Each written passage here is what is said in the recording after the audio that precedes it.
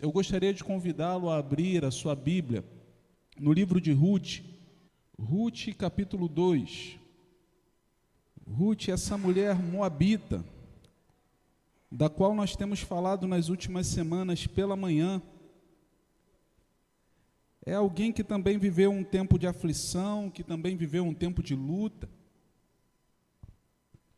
mas que não perdeu a esperança e pôde ver a luz do Senhor a iluminando.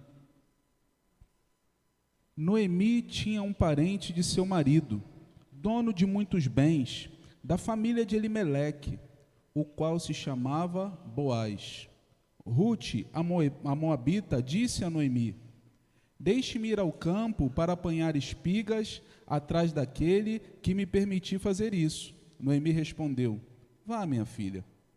Ela se foi, chegou ao campo e apanhava espigas atrás dos ceifeiros. Por casualidade, entrou na parte do campo que pertencia a Boaz, que era da família de Elimeleque. Eis que Boaz veio de Belém e disse aos ceifeiros: que o Senhor esteja com vocês. E eles responderam: que o Senhor o abençoe. Depois Boaz perguntou ao servo encarregado dos ceifeiros: de quem é essa moça? O servo respondeu: essa é a moça moabita que veio com Noemi da terra de Moabe. Ela me pediu que a deixasse recolher espigas e juntá-las entre os feixes após os ceifeiros. Assim, ela veio e ficou aqui desde a manhã até agora, e só parou um pouco para descansar no abrigo. Então Boaz disse a Ruth: escute, minha filha, você não precisa ir colher em outro campo, nem se afastar daqui. Fique aqui com minhas servas. Fique atenta ao campo onde forem colher a várias e vá atrás delas. Eu dei ordem aos servos para que não toquem em você. Quando você ficar com sede, vá até as vasilhas e beba da água que os servos tiram. Então Ruth se inclinou e, encostando o rosto no chão, disse a Boaz: porque o Senhor está me favorecendo e se importa comigo, se eu sou uma estrangeira. Boaz respondeu: já me contaram tudo o que você fez pela sua sogra, depois que você perdeu o marido. Sei que você deixou seu pai, a sua mãe, a terra onde nasceu e veio para um povo que antes disso você não conhecia. O Senhor lhe pague pelo bem que você fez, que você receba uma grande recompensa do Senhor, Deus de Israel, sob cujas asas você veio buscar refúgio. Então Ruth disse: meu caro Senhor, você está me favorecendo muito, pois me consolou e falou ao coração dessa sua serva, e eu nem mesmo sou como uma de suas servas. Na hora de comer, Boaz disse a Ruth: venha para cá e coma pão, molhe o seu bocado no vinho. Ela se sentou ao lado dos ceifeiros, e Boaz lhe deu os grãos tostados de cereais. Ela comeu até ficar satisfeita, e ainda sobrou. E quando ele se levantou para ir apanhar espigas, Boaz deu essa ordem aos seus servos: deixem que ela apanhe espigas até o meio dos feixes e não sejam rudes com elas. Tirem também algumas espigas dos feixes e deixem cair, para que elas apanhem e não a repreendam. E assim, Ruth esteve apanhando espigas naquele campo até a tarde. Depois debulhou o que havia apanhado e foi quase 20 litros de cevada. Ela pegou o cereal e voltou para a cidade. A sogra viu o quanto de cereal ela havia conseguido apanhar. Ruth também deu para a sogra a comida que lhe havia sobrado, depois que ela comeu até ficar satisfeita. Então Noemi perguntou: aonde você foi colher hoje? Onde trabalhou? Bendito seja aquele que acolheu você com tanta generosidade. Ruth contou à sua sogra onde havia trabalhado e acrescentou: o nome do homem a quem trabalhei hoje foi Boaz, ou é Boaz. Então Noemi disse à sua nora: que ele seja abençoado por Deus, que não deixou de ser bondoso nem para com os vivos, nem para com os mortos. E Noemi acrescentou: esse homem é o nosso parente chegado, um dos nossos resgatadores. Então Ruth, a moabita, disse: ele também me disse que eu posso continuar com os servos dele. até que eles terminem de fazer a colheita. Noemi respondeu: é melhor mesmo que você vá com as servas dele, minha filha. Noutro campo, poderiam maltratar você. Assim, Rute ficou na companhia das servas de Boaz para apanhar espigas, até que a colheita da cevada e do trigo se acabou, e continuou morando com sua sogra. Amém. Senhor, muito obrigado, Pai, pela leitura da Tua palavra.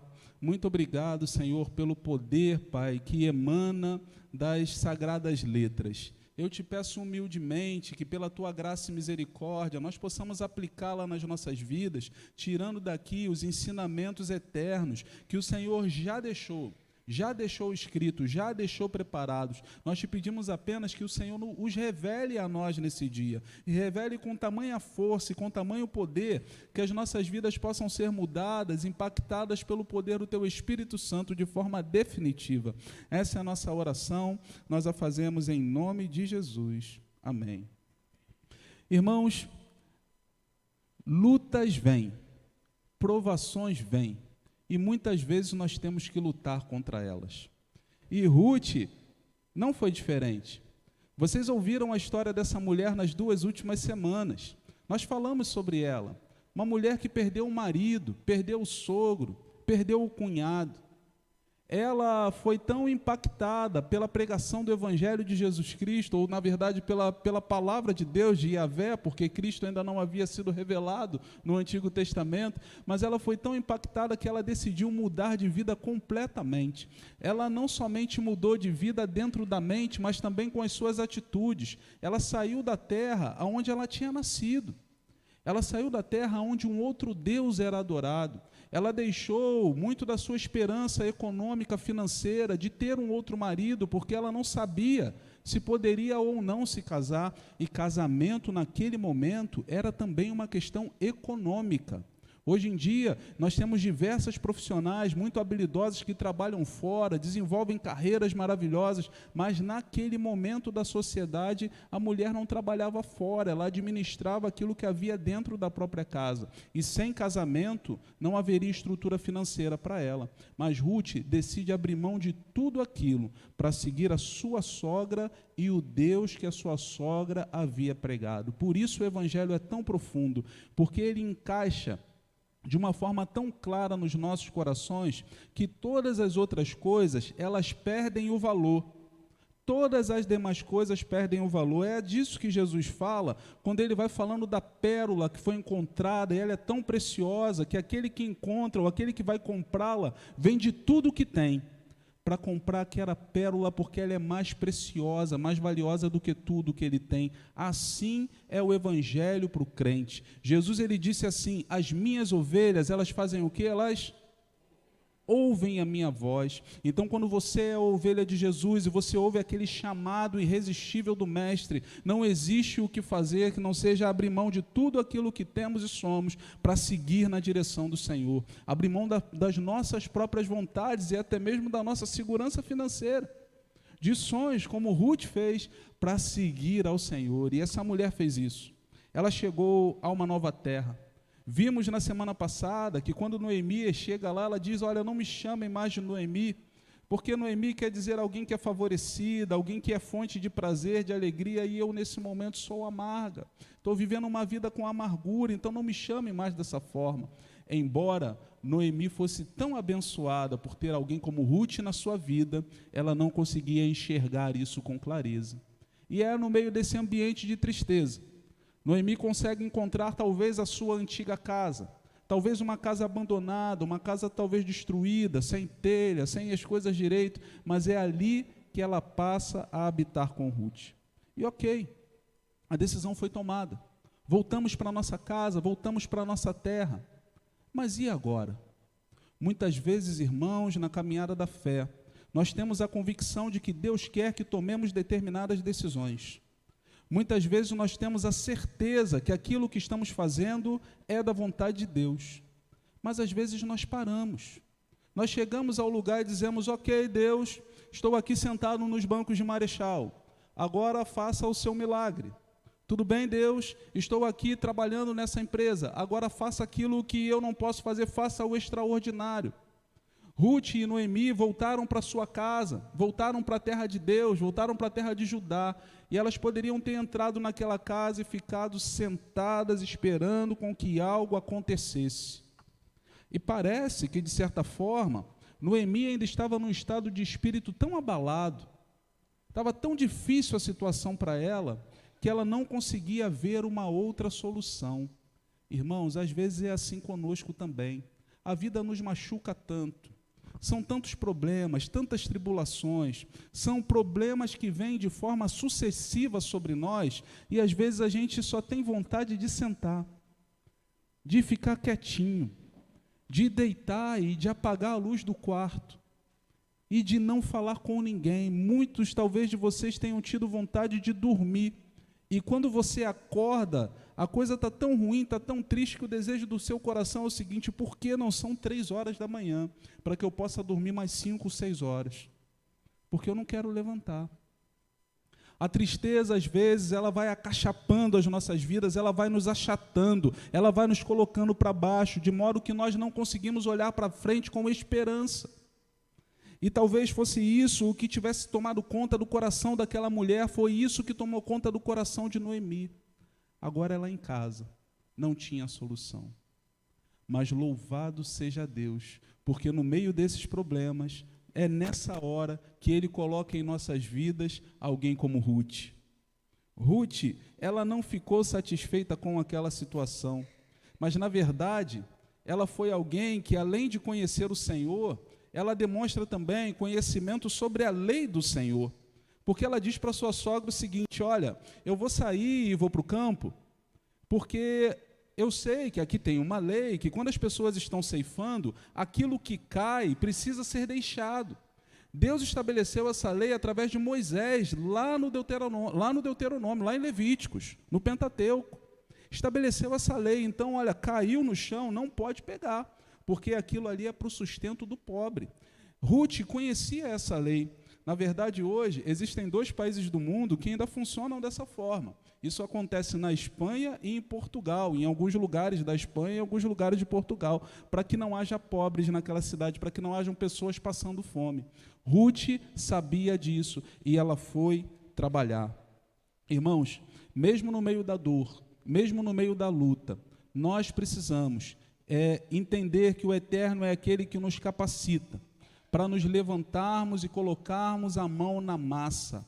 É necessário que trabalhemos, é necessário que tenhamos resiliência. E quando Noemi não tinha, Ruth tinha. Ela conhecia a lei, ela conhecia o lugar onde ela estava e se apropriou desse pensamento para colocar algo em prática. Às vezes nós não somos beneficiados porque nós não conhecemos os sistemas e as leis que estão ao nosso redor. Mas Ruth, ela conhecia, ela estava antenada, ela estava ali por dentro da cultura. Nós devemos ser assim também. Agora, Ruth, ela tinha alguns desafios que são similares aos desafios que nós enfrentamos também. Por exemplo, ela desceu de nível. Tinha casa própria, tinha esposo para trabalhar que sustentava. O marido, o sogro, era rico, a Bíblia diz que Elimeleque tinha posses, e ela perdeu tudo. Então, ela desceu de nível. Aquilo que ela tinha, ela não tem mais. É como se ela morasse num lugar muito luxuoso, muito legal, e depois fosse morar num lugar de difícil acesso. Descer de nível, gente, nem sempre é fácil, não. Não é todo mundo que se adapta a isso. Agora, quando você vê Ruth, que era uma mulher que tinha tudo, que começa a ir para os campos para fazer um trabalho de pessoas que passavam necessidades, ela vai e ela encara. Ela não fica com autocomiseração. Ah, não, deixa isso para depois, deixa isso para outro dia, vou esperar uma outra oportunidade. Essa oportunidade aqui não me agrada tanto. Ruth não era assim, ela foi trabalhar. Porque muitas vezes nós pensamos que o nosso trabalho tem que ser apenas aquele trabalho que faz toda a diferença na sociedade. Ser médico, pilotar foguete, pular de paraquedas, saltar de paraquedas, perdão. São trabalhos que fazem toda a diferença na sociedade, mas, gente, trabalho é trabalho. E por si só o trabalho é digno. Nós não podemos deixar ou abrir mão do trabalho, ainda que ele não seja aquilo que queremos fazer, porque talvez ele seja a porta de entrada para o lugar aonde nós alcançaremos. Então, o trabalho tem uma dignidade por si só. Ruth, ela confiou na graça de Deus. Ela confiou que, quando ela saísse para trabalhar, era o Senhor que a sustentaria, o Senhor lhe daria a direção, porque ela sabia que o trabalho não é consequência do pecado. Algumas pessoas, elas dizem assim, o homem estava tudo bem no jardim, e ele resolveu pecar, e aí Deus criou o trabalho para puni-lo. Não é verdade. Antes do pecado, o Senhor já tinha dado uma direção a Adão, disse, você vai lavrar da terra. Inclusive, era tão poderoso que ele dizia, olha, eu vou fazer para você uma adjuntora, uma ajudadora, alguém que vai te ajudar. Agora, pensa comigo, se o trabalho era lavrar a terra e cuidar da terra, a ajudadora do Adão ia fazer o quê? Passar aspirador de pó na caverna? Pendurar os quadros nas pedras? Não, ela estava com ele ali do lado a lado. Era trabalho. Pastor, está dizendo que a mulher trabalhava fora? Possivelmente, que ela trabalhava com Adão, era ajudadora do Adão. Desenvolvia a profissão também ali, lado a lado. Homem e mulher caminham lado a lado. Lado a lado. E era isso que a Bíblia vai ensinando. O trabalho não é consequência do pecado. Agora, é claro, por causa do pecado, ele se tornou muito mais difícil nas nossas vidas. Mas Ruth, ela não encarava o trabalho como consequência do pecado. Irmãos, todos nós que estamos aqui nessa manhã temos um trabalho. Todos nós que estamos aqui nessa manhã temos uma responsabilidade. Pastor, eu não tenho carteira assinada, eu não tenho trabalho porque eu sou apenas aluno, sou estudante. O trabalho do estudante é estudar. E você deveria fazer isso ao menos 8 horas por dia, todo dia, se você é estudante. Mas a minha escola só tem aula 4 horas, 2 horas, 3 horas. Tem escola que só tem aula 1 hora. Você deveria ao menos estudar 8 horas por dia. Se você é só estudante, estuda 8 horas por dia. Se prepara. Seja um estudante profissional, um bom profissional dentro do estudo. Agora, se você tem um trabalho numa empresa, ou se você mesmo é o dono dessa empresa, faça o seu melhor. Desenvolva o seu melhor. Essa semana ia com um amigo meu e chegamos a um estabelecimento que já fomos outras vezes, mas a gerente estava lá no dia. Os funcionários trabalhavam diferente. Porque quando você é gerente, quando você é chefe, quando você tem uma função e você exerce essa função de acordo com a vontade de Deus, o trabalho tem uma fluidez maior, uma fluidez melhor. Então, se você é aluno, o seu trabalho é estudar. Agora, se você tem um trabalho, o seu trabalho é se dedicar ao máximo para que você possa exercer uma função cada vez mais relevante e abençoar a vida de outras pessoas. Pastor, eu nesse momento sou desempregado. Estou procurando trabalho, mas não tenho trabalho. Então, eu não me encaixo, porque eu não tenho trabalho. Pelo contrário, seu trabalho nesse momento é procurar trabalho. E você deve fazer isso de forma diligente.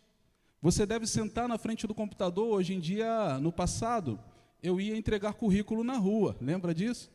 Está dedurando a nossa idade. Eu ia entregar currículo na rua. Hoje em dia não é mais assim, é no computador. Você envia não sei quantos e-mails por dia. Tinha um rapaz que enviava 100 e-mails por dia procurando um trabalho. Era a função dele, ele estava lá procurando aquele trabalho. Então, quem não está trabalhando precisa procurar trabalho. Pastor, não me encaixo em nenhum desses pontos, sou apenas um cristão. Irmãos, igreja se faz com trabalho. Igreja se faz com trabalho. Se você é um cristão, você precisa se envolver no trabalho de Deus na sua igreja, na sua comunidade de fé. Porque tem muita coisa acontecendo, mas ainda tem muita coisa para acontecer. E para que essas muitas coisas aconteçam, Deus escolheu usar a sua vida, para que através de você a igreja possa ser abençoada. A Bíblia diz que Jesus se alegrou com o fruto do seu penoso trabalho. Na verdade, quem fala isso é o profeta Isaías, falando a respeito de Jesus, ainda no Antigo Testamento. Jesus se alegrou com o seu trabalho. Nós também devemos nos esforçar e trabalhar nessas múltiplas áreas da nossa vida. Você concorda comigo? Diga amém. Então diga, eu vou trabalhar. retribua com generosidade. Ruth, ela não olhou para a sua vida e ela não ficou se lamuriando. Tem um autor, John Miller, ele diz que se nós fôssemos comparar o pensamento de Ruth com algumas pessoas ou com alguns pensamentos do nosso tempo, talvez nós pudéssemos pegar uma pessoa assim, eu não vou me dedicar não, estou trabalhando, estou saindo aqui, correndo atrás, e a Noemi vive reclamando, nem me reconhece, a pessoa que mora comigo nem me elogia, eu fiz um arroz legal, eu passei pano na casa, pendurei a roupa, nem me elogia. Eu paguei as contas, nem fui elogiado, eu não estou legal não. A Ruth podia ter dito isso. Ela podia ter entrado num processo de autocomiseração. Ela poderia ter tratado as pessoas com mau humor. Já que eu tenho que trabalhar nesse trabalho que é inferior àquilo que eu estudei, que eu me preparei, então eu vou com muita má vontade. Eu vou trabalhar de qualquer jeito, porque eu não queria estar aqui. Mas ela não agiu dessa forma, ela agiu com graça. Ruth poderia, na conversa que teve com Boaz, ter falado com mau humor, você é Ruth? Sou eu mesmo, chutando a pedra. E o desenvolvimento da conversa não seria abençoador para a vida dela. Então, ainda que tenhamos situações adversas, é necessário que nós tenhamos atitudes positivas, atitudes como as atitudes que Ruth teve. Irmãos, o texto sagrado está dizendo que a Ruth ela pegou tanto trigo, ela debulhou tanto trigo, que ela encheu um saco de ração, segundo os estudiosos, saco de ração grande, e colocou nas costas, e foi carregando aquele saco de ração até chegar em casa. O texto sagrado diz que essa mulher fez isso por aproximadamente 2 meses. Foi uma vezinha só não. Trabalho duro, trabalho pesado. Em 2 meses de trabalho, ela conseguiu trigo suficiente para sustentar ela e a sogra por um período de 1 ano. Irmãos, a Bíblia não nos ensina a pararmos. A Bíblia nos chama a trabalhar. O apóstolo Paulo, quando ele escreve uma de suas cartas, ele diz assim, olha, quem não quiser trabalhar, que também não coma. Porque as pessoas estavam dizendo assim, não, vamos trabalhar e ficar esperando Jesus voltar. Não, quem não quiser trabalhar, que não coma. Trabalhe. Nós temos que trabalhar, busque trabalho, busque o trabalho do acadêmico, o estudo, busque o desenvolvimento profissional na sua empresa ou no seu negócio, busque o desenvolvimento na casa do Senhor, e se você não está trabalhando, busque diligentemente um trabalho, ainda que não seja o trabalho que você almeja, mas é importante que você se envolva, é isso que Ruth nos ensina nesse primeiro momento. Precisamos arregaçar as mangas e colocar a mão na massa. Mas o texto diz que, embora Deus queira que nós hajamos, é necessário também entendermos que Deus cuida de nós de forma soberana. O Senhor cuida de nós de forma soberana, e Ele pode usar até o nosso trabalho para nos abençoar. O Senhor era quem estava cuidando de Ruth. O texto explica que, por um acaso, ela não idealizou isso, ela não programou isso, ela foi parar no campo de Boaz. Ela foi parar no campo daquele homem que era tão bondoso. O Senhor foi direcionando os passos dela. Lembra daquele momento que você estava procurando um emprego, que você estava procurando algo, que você estava procurando uma resposta, e veio justamente uma pessoa certa, colocada por Deus na sua vida para te ajudar naquela área? Isso é porque o Senhor é aquele que direciona os seus passos. A vontade de Deus e a ação de Deus vai para além daquilo que nós podemos fazer. Ruth foi para o terreno certo, para a propriedade certa, para o lugar onde ela não seria molestada. Sim, ela era uma mulher moabita. Irmãos, talvez você não entenda a gravidade. Ser uma mulher moabita em Israel era como se você dissesse assim, uma mulher moabita, traduza, feiticeira promíscua. Ela adorava um outro Deus, e aquele povo historicamente havia usado da sexualidade para enganar o povo de Deus. Aquela mulher era uma mulher moabita, que estava trabalhando entre servos. Lembra que o período era o período de juízes, e cada um fazia como bem parecia aos seus olhos. Aquela mulher foi para a propriedade certa, para o lugar certo, para o terreno certo, foi direção de Deus. Aqueles homens com os quais ela trabalhou eram pessoas de Deus. Você repara na saudação. Quando Boaz chega, mais ou menos na hora do almoço, ele diz para os seus servos: paz seja com vocês. E os servos respondem: que Deus te abençoe. Isso é coisa de crente. É como se o outro estivesse falando assim: a paz do Senhor, varão. E o outro falasse: a paz do Senhor para você também. Ou graça e paz, como nós gostamos, né? Graça e paz. Mas era terra de crente, independente da linguagem. O Senhor mandou aquela mulher para o lugar certo, para o lugar correto, para pessoas que não a maltratassem, não abusassem dela. O Senhor, além disso, despertou o olhar de Boaz para aquela mulher. Porque quando ele pergunta, ele diz: quem é ela? Quem é essa mulher? Eles disseram: essa daí é a Ruth, a nora da Noemi. O Boaz se levantou, se aproximou, elogiou ela. Ele elogiou ela porque ela amparava a sogra. Ele elogiou ela porque ela havia aberto mão dos deuses do passado pelo Deus de Israel.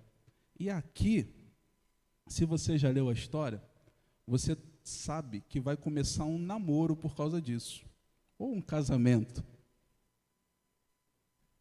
Esse critério de Boaz é um critério que nós devemos utilizar nas nossas vidas para escolher o cônjuge, a pessoa com quem nós vamos namorar. Porque o Boaz, ele não admirou a Ruth pela beleza, com certeza admirou, mas o texto não deixa isso explicitado. O que chama a atenção de Boaz sobre Ruth, que faz com que ele eleve os seus olhos sobre Ruth, é a forma como ela trata a sua família, a forma como ela trata a sogra, é a forma como ela trata Deus. Ela abriu mão de tudo para servir a Deus. Às vezes, meu irmão, às vezes, minha irmã, você quer uma namorada do Senhor, você quer um namorado do Senhor. Então, se você quer uma namorada boa, você quer um namorado bom, não adianta ir procurar no baile funk, você não vai achar. Você quer um namorado bom, uma namorada boa, não adianta você ir procurar na rave. Tem rave ainda? Não adianta você procurar nesses lugares, o que você não vai achar. Para que você procure uma pessoa do Senhor, é necessário, primeiro, que você se valorize. Quem tem que se valorizar primeiro é você. Você tem que se valorizar. Você é princesa de Jesus, sabia? Você é príncipe do Senhor, sabia? Então você precisa se valorizar, é o primeiro passo. À medida que aquela mulher ela se valorizou, ela sabia quem ela era em Deus, ela era trabalhadora, ela buscava relacionamento, o relacionamento dela com Deus era latente, subia, aparecia para todo mundo. Ela despertava o interesse daqueles que estavam ao seu redor. À medida que você mergulha na bondade, nas boas ações, no cuidado com a sua família, no cuidado com a sua casa, no respeito com seus pais, você desperta a atenção de meninas que querem algo com Deus, de meninos que querem algo com Deus, e essas pessoas serão abençoadoras para a sua vida. Porque se você procura pessoas que hoje, se você procura apenas pela questão estética, apenas pela beleza física, irmão, você vai ter um problema muito grande na frente. Você pode ter um problema muito grande na frente. Se você procura pessoas que apenas querem ficar com você, dando beijinho hoje em você, para amanhã dar beijinho na sua amiga ou no seu amigo, e depois no outro, como se estivesse fazendo uma relação, uma fila, e você fosse somente mais um troféu para ficar na estante, e quando é beijinho? Quando é beijinho? Se você se subordina a esse papel, se você se sujeita a esse papel, você não está se valorizando. E você é a primeira pessoa que precisa se valorizar. Invista em você, ame aqueles que estão ao seu redor, ame ao Senhor e entenda que isso é suficiente para que você seja atraente a pessoas que também querem ter um relacionamento profundo com Deus e uma responsabilidade real com a vida. Procure o Senhor. Boaz, ele tinha esse entendimento, ele procurou Ruth por isso. Caminho para o final, e quero dizer para você não ser, para você não fazer. Não seja como Noemi, porque ela estava com o coração muito endurecido, e ela deu trabalho para Deus. Sabe, quando você vê aquela mulher que estava se chamando de amarga, ela vê Ruth chegando em casa, com aquele sacão de ração, de cereal debulhado. A Bíblia diz que Ruth levou um pouquinho do almoço, porque Boaz também deu um almoço para Ruth. E ela primeiro come. Depois que ela come, ela pergunta, de onde veio? E aí Ruth explica, veio de um homem chamado Boaz. Noemi faz o link rapidinho. Ela sabe que aquele era um parente dela, e naquele momento vigorava uma lei chamada Lei do Levirato. O que significa isso? Que se um irmão ou se um parente casou com uma pessoa e esse parente morreu sem deixar filhos, o parente mais próximo dele tem que se casar com aquela pessoa. Era uma lei meio esquisita. Você casou com o irmão mais velho de alguém. O irmão mais velho morreu sem deixar filho, obrigatoriamente você tem que casar com o irmão mais novo dele. É estranho, né? Mas era assim que funcionava naquela época, estava dentro daquela cultura. Então, Noemi, rapidamente, ela fez todo o link, porque ela viu que a vida financeira dela ia começar a mudar. Ela agora tinha comida. Gente, passar fome é horrível. Só quem passou fome sabe da dor de passar fome. Por isso que ela comeu. E só depois conseguiu perguntar. Mas quando ela viu o saco, quando ela viu a reserva, ela disse, opa, está ficando resolvida a situação financeira. Quando ela ouviu falar que era o Boaz, ela falou, o remidor está ajudando a Ruth, estou vendo o desenho, eu estou vendo como é que essa história vai acabar no futuro. Irmãos, aquilo parece que voltou a trazer o sorriso no rosto daquela mulher. Mas não são as finanças, não são as coisas desse mundo, não são as esperanças desse mundo que tem que alegrar o nosso coração. A nossa vida precisa estar plantada, alicerçada, mergulhada, na esperança que nós temos no Senhor, na presença da pessoa de Jesus. A presença de Jesus precisa ser aquilo que nós mais desejamos no nosso dia, na nossa vida. Eu e você não fazemos parte de um sistema religioso. Nós fazemos parte daquele grupo de discípulos de Jesus que receberam uma fé verdadeira e genuína. Certa vez, aqui perto de nós, eu ouvi uma cantora gospel, ela dizia algo que é profundo, ela dizia assim, se o seu momento de adoração mais intenso com Deus é no domingo da igreja, está errado, porque o momento mais intenso tinha que ser no seu quarto, porque é a presença do Senhor que nos renova, é a presença do Senhor que nos dá força. Nós não somos um grupo meramente religioso, nós somos um grupo que vive uma vida com Deus, e é isso que nós devemos buscar. A nossa expectativa não pode estar apenas nos bens financeiros. É claro que o Senhor é bom, Ele é generoso, é bondoso, derrama bênção sobre nós, que maravilha! Mas a nossa fé precisa estar no Senhor. O apóstolo Paulo, ele disse, olha, eu sei ter em abundância e sei ter escassez, mas eu tudo posso naquele que me fortalece. Nós devemos ser fortalecidos em Jesus, no nosso pastor. Muitas vezes nós lutamos tanto pelas coisas e deixamos a amargura tomar conta do nosso coração, e isso nos desmotiva. Greg Crochel, ele diz o seguinte no seu livro Lidere com Isso em Mente. Agora, dedique um momento para lamentar de por que você está reclamando da mesma coisa com a qual costumava sonhar. Arrependa-se e volte-se às primeiras obras. Você sonha com casamento e agora você está reclamando do casamento? Sonhava com a empresa, com o trabalho e agora você está reclamando do trabalho da empresa? Sonhava em ter um filho, uma filha, e agora você vai ficar reclamando do seu filho, da sua filha? Sonhava em participar de uma comunidade de fé saudável, e agora você vai parar para reclamar da sua comunidade de fé?